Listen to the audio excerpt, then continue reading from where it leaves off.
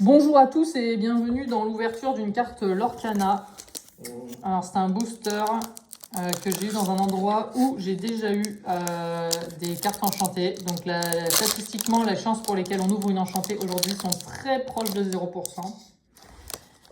Voilà, donc on va essayer de ne pas les abîmer pour que si jamais il y en a une, elle soit gradée 10. Hein. Donc voici la famille Madrigal dont j'ai absolument rien à faire.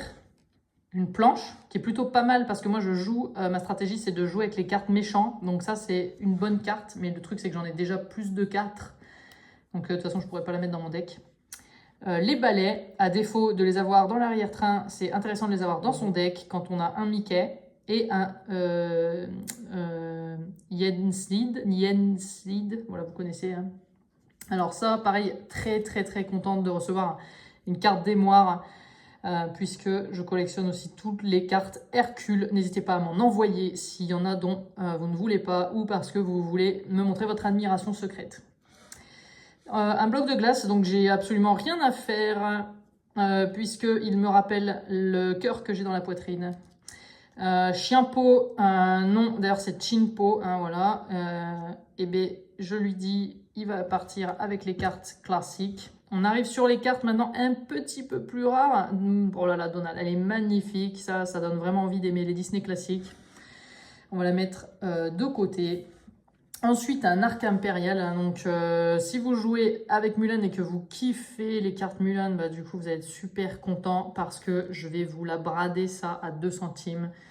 Les médaillons lestés, je ne vais pas répéter ce que je viens de dire. Oh là là, celle-là, je ne l'ai pas. Elle est vachement stylée, plein de détails sur l'image. Ça mériterait un full art. Oh, une légendaire. Mon Dieu. Il s'agit d'Ursula. Donc, c'est une carte légendaire. Et ce qui est incroyable, c'est qu'on n'est même pas encore arrivé à la carte foil. Donc, roulement de tambour. Qu'est-ce que ça va donner? Sachant que cette version-là, je l'ai en version enchantée. Vas-y, apporte-la-moi, s'il te plaît. Elle est dans la pochette, la descente. Blah, froid, chaud, tiède, descend. Chaud, voilà, brûlant. Ah, c'est bon, t'es dessus. Voilà, apporte-moi ça, s'il te plaît. Attention, roulement de tambour. Non, attendez. Je vais vous faire patienter. On va d'abord regarder la version enchantée pour comparer la version légendaire et la version enchantée. Mais je suis déjà très contente de mon ouverture. Hein. Donc voilà, merci à mon assistant personnel qui se trouve être un pote de Satan. Voilà, donc je suis vraiment ravie d'avoir ces deux cartes-là parce que c'est un personnage que j'adore et qui me fait d'ailleurs penser au serviteur qui me l'a rapporté. Et on termine avec une commune, mais foil.